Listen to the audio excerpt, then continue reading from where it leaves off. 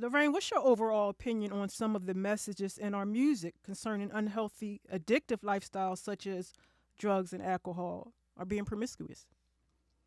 Well, one, I mean, I get it, right? Mm-hmm. So a lot of times in the music, we talk about our experiences, and that's in all genres, right? And Mm-hmm. so it's kind of like, that's what we're living a lot of times in our culture. And so people want to talk about it. And then also, it's what sells, right? And so I think I heard one time they were talking about Cardi B and this song that she had did with I think Megan the Stallion. I Mm-hmm. don't listen to the trap music much these times, but they were saying that like the numbers were astronomical, right, with the Mm-hmm. video. But she Mm-hmm. said when she tried to put something else out different, folks weren't buying.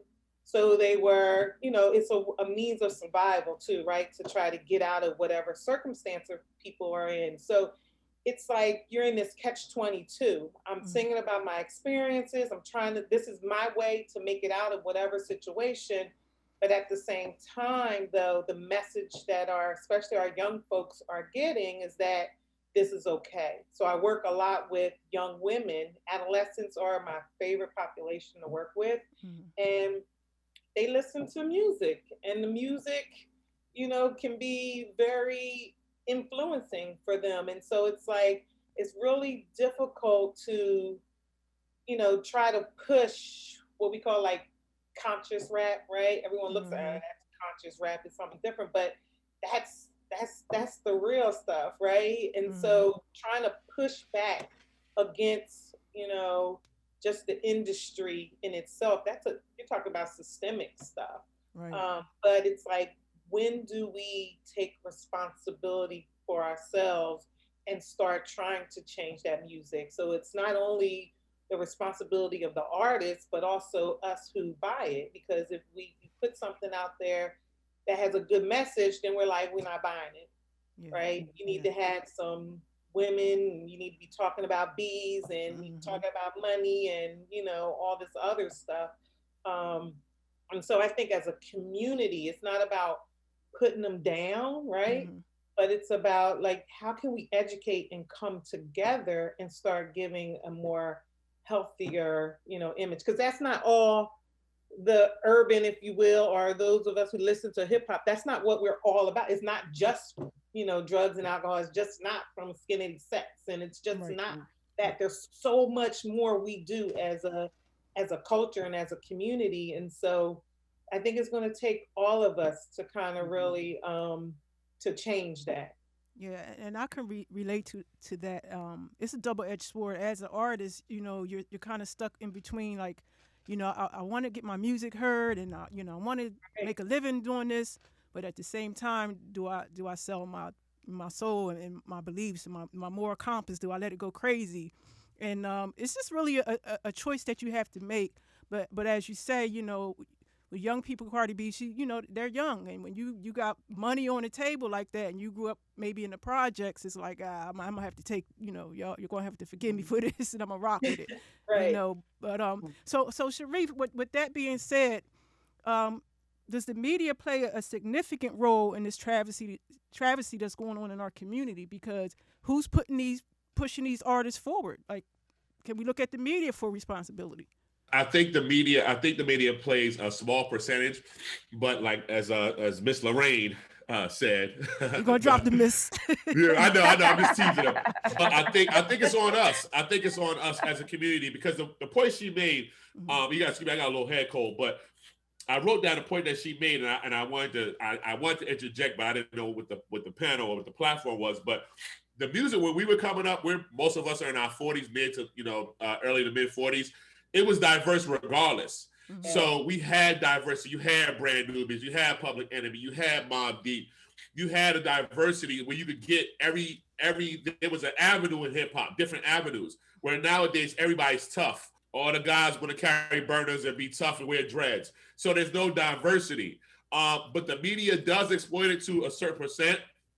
Excuse me. But it's really on us. It's really on us as a community to take hold of what, and we still haven't taken hold. So that's a whole other thing. Like she said, that's a systemic thing. But as far as healthy choices and things of that nature, it's not necessarily, like I say, the media, it's the consumers. It's what you see on TV. I mean, how the hell after 30 years, McDonald's was bringing back the McRib and you got people in line buying McRibs. People are lining up for the Popeyes chicken sandwiches. So it's not the media. I mean, they're pushing to the consumers as far as television, if you mean media as far as that. But if you wait a line 2 hours for a chicken sandwich, where are your priorities as far as health? Where are your priorities trying to give your family food for their soul? Where are your priorities as far as just mental, like we said, mental health and things of that nature? So it's a lot, but no, it's not. I don't blame the media. I blame us. And even I think somebody put it in the Travis Scott Burger meal. Like, there's a big thing where celebrities are selling these things, and we buy them up.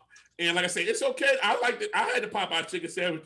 Excuse me. I'm not gonna lie, but I wasn't waiting, in 2 hours for it. You know what I'm saying? Like, that is what's wrong, and that's the problem in our community. True. I must, challenge you a little bit on that.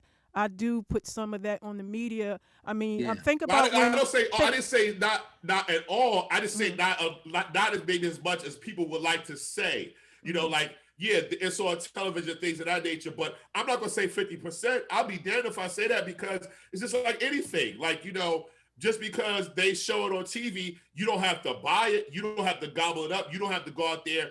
As a parent, we're probably different. Yeah, but when you're young and impressionable, you're young. Right. Think about when we grow. Right. Let me give an example of my nephew.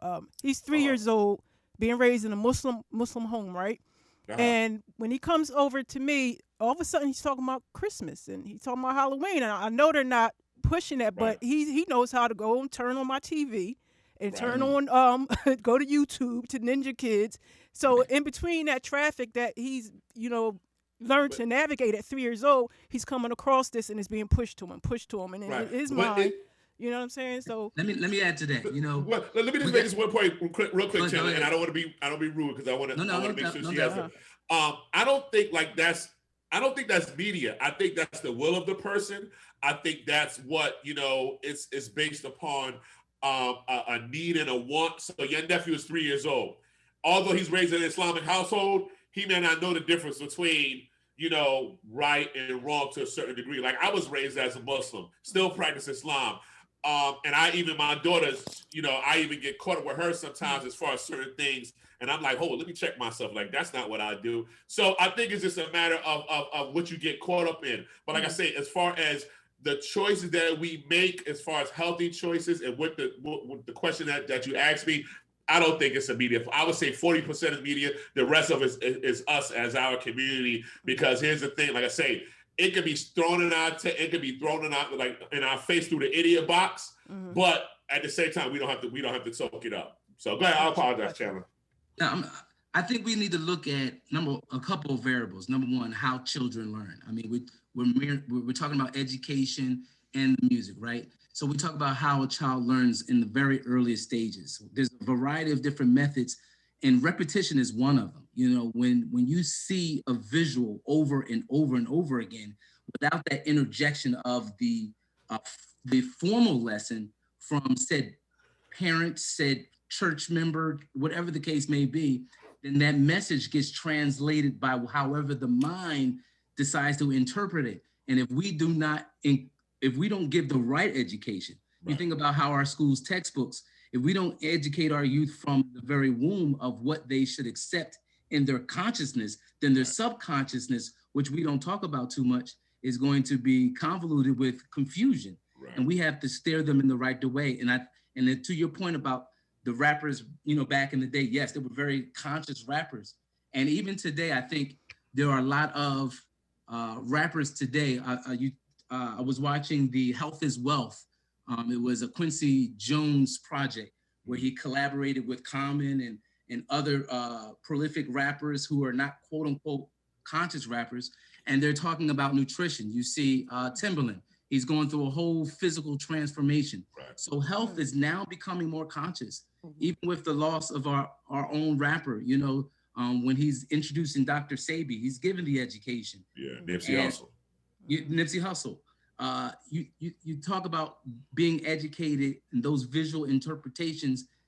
If we don't redirect their focus, then that's all they're going to know. And so the media, which gets the majority of our dollars and cents in terms of what we eat, what we buy. You talk about the marginalized, under-marginalized communities. We're not getting those funds to be able to be educated properly.